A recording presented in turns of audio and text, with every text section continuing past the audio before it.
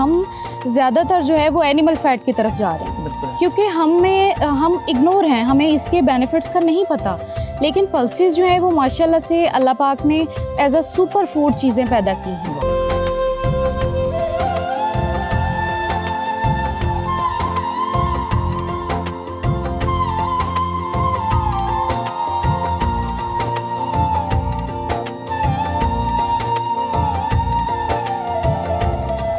कितना हैरानकुन है कि इंतहाई ज़री मुल्क पाकिस्तान पिछले 77 सालों से दालों की पैदावार में अपने आप को खुद कफ़ील नहीं कर पाया। दालें जो कि हमारी रोज़मर्रा ज़िंदगी की एक अहम ज़रूरत है। हर पाकिस्तानी तकरीबन 7 किलोग्राम औसतन जो है वो दालें इस्तेमाल करता है।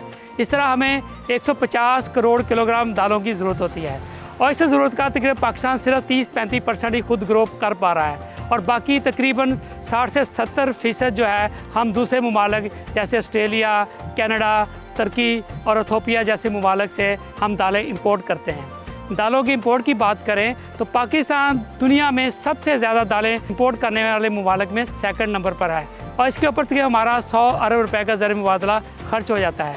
आज के प्रोग्राम किसान का पाकिस्तान में हम इस बात का जायज़ा लेंगे कि हमारे किसान किस तरह नई वैरायटीज़ को अडॉप्ट करके इंटरक्रॉप में जाके अपने आप को दालों की पैदावार में खुद कफ़ील कर सकते हैं। आज इस टॉपिक के बात करने के लिए मौजूद हैं Ayub agriculture research institute Faisalabad में। तो आइए चलते हैं।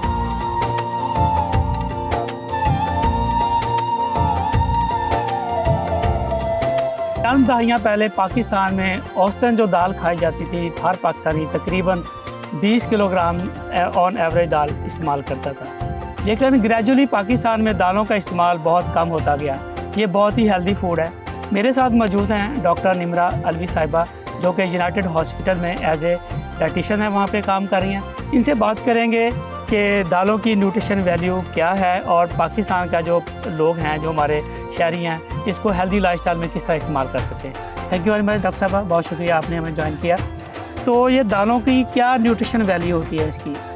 जी अस्सलाम वालेकुम। फ़र्स्ट ऑफ़ ऑल तो मैं आपको अप्रिशिएट करना चाहती हूँ कि आपने बहुत अच्छे टॉपिक को हाईलाइट किया है और ये बड़ा इग्नोरेंट सा टॉपिक है। अगर हम देखते हैं तो एनिमल फ़ैट्स और प्लांट फ़ैट हमारे पास अवेलेबल है, लेकिन हम ज़्यादातर जो है वो एनिमल फ़ैट की तरफ जा रहे हैं, क्योंकि हम इग्नोर हैं, हमें इसके बेनिफिट्स का नहीं पता।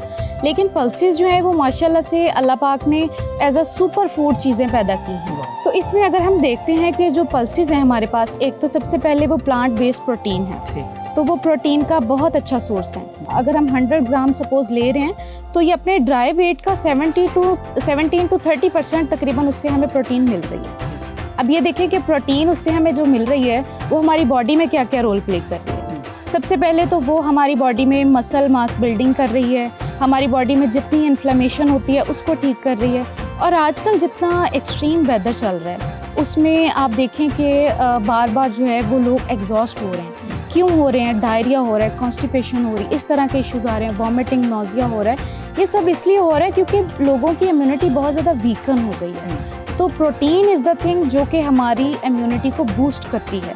तो अगर हम दालों को अपनी डाइट में ऐड करते हैं तो हमारी इम्यूनिटी बूस्ट होती है। बूस्ट होगी तो डेफिनेटली हम इतने हार्श जो वेदर है उसमें सर्वाइव कर जाए। दूसरी बात है फाइबर्स हमारे पास इसमें बहुत ज़्यादा होते हैं। दालें जो होती हैं एनरिच्ड होती हैं फाइबर से। तो फाइबर को हम देखते हैं तो फाइबर्स हमारे पास 2 तरह के होते हैं, सॉल्युबल फाइबर होते हैं और इनसॉल्युबल फाइबर्स होते हैं। अब फाइबर्स की अल्लाह पाक ने ऐसी कैपेसिटी रखी है कि हमारे बॉडी में जितने टॉक्सिन्स होते हैं ना, फाइबर उनके इर्द गिर्द रैप अप कर लेते हैं अपने आप को और उनको बॉडी से एक्सक्रीट आउट कर देते हैं। अब आप ये देखें हमारे बॉडी में कौन कौन से टॉक्सिन्स हैं, cholesterol, uric acid, urea, nitrates वगैरह। तो इसका मतलब है कि जब हम फाइबर ले रहे हैं हमारी बॉडी से ये यूरिया, कोलेस्ट्रोल बॉडी से निकल रहे हैं, तो वो पर्सन जिनकी बॉडी में हाई कोलेस्ट्रोल है, हाई यूरिक एसिड है या इस तरह के प्रॉब्लम्स हैं, उनके वो भी प्रॉब्लम क्योर हो गए। और अल्टीमेटली आप ये देखें कि हाई ट्राइग्लिसराइड्स या कोलेस्ट्रोल होने से हमें हार्ट अटैक के चांसेस होते हैं। तो इसने सिर्फ कोलेस्ट्रोल को नहीं बचाया, इसने हमें हार्ट अटैक से भी जो है वो प्रिवेंट किया। इसके अलावा तीसरी इसके अंदर जो चीज़ है ना, वो आयरन का कंटेंट बहुत अच्छा होता है।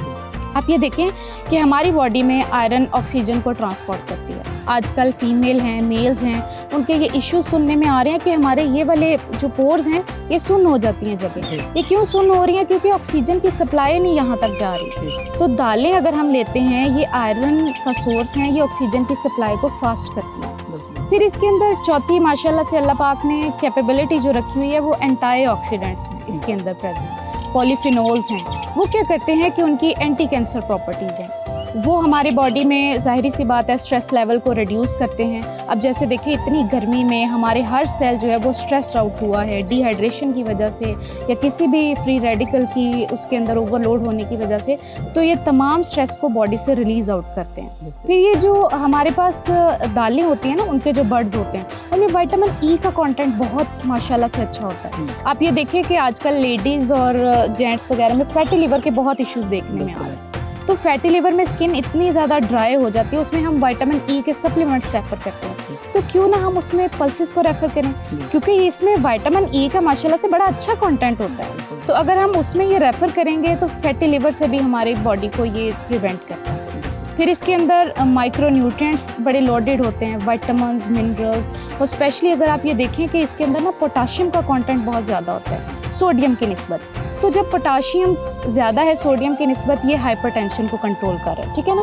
तो हाइपरटेंशन, अब आप ये देखें हमने कितने इसके प्रॉब्लम्स डिस्कस किए। मेरा नहीं ख्याल कि कोई भी हमारी बॉडी की ऐसी डिजीज़ है या ऐसी प्रॉब्लम है जिसमें हमारी पल्सेस जो हैं वो फेवरेबल नहीं है या वो बेनिफिशियल नहीं है। चाहे वो हार्ट डिजीज़ हो, डायबिटीज़ हो, हाइपरटेंशन हो, कोई भी किसी किस्म का मसला हो, वो उसको प्रिवेंट कर रही है। फिर इसके अंदर एक मैं और चीज़ ऐड करती जाती हूँ कि कॉम्प्लेक्स कार्बोहाइड्रेट्स बहुत ज़्यादा होते हैं। अब देखें जो सिंपल कार्बोहाइड्रेट्स होते हैं वो हमारे बॉडी में शुगर के लेवल को स्पाइक करते हैं, और डेफिनेटली जो डायबिटिक्स पर्सन होते हैं ना, उनको हम सिंपल कार्बोहाइड्रेट्स रेफ़र नहीं करते, लेकिन दालों में कॉम्प्लेक्स कार्बोहाइड्रेट्स होते हैं। ये बेसिकली क्या करते हैं, हमारी जो स्टमक में डाइजेशन है उसको स्लो डाउन कर देते हैं। थोड़ा थोड़ा अब्जॉर्ब होगा और थोड़ा थोड़ा बॉडी को अवेलेबल होगा। जब थोड़ा थोड़ा करके ग्लूकोज मिलेगा ना, तो हमारी शुगर स्पाइक नहीं होगी, और ये डायबिटीज़ से प्रिवेंशन के लिए भी बहुत इंपॉर्टेंट चीज़ है। दालों के तो अभी हमने बेनिफिट्स डिस्कस किए हैं। तो दालों के जब स्प्राउट्स बन जाते हैं ना, ये बेनिफिट्स डबल हो जाते हैं। जैसे ये देखिए हमारे पास स्प्राउट्स वगैरह ये अवेलेबल हैं, तो ये इनकी न्यूट्रिशन वैल्यू डबल हो जाती है।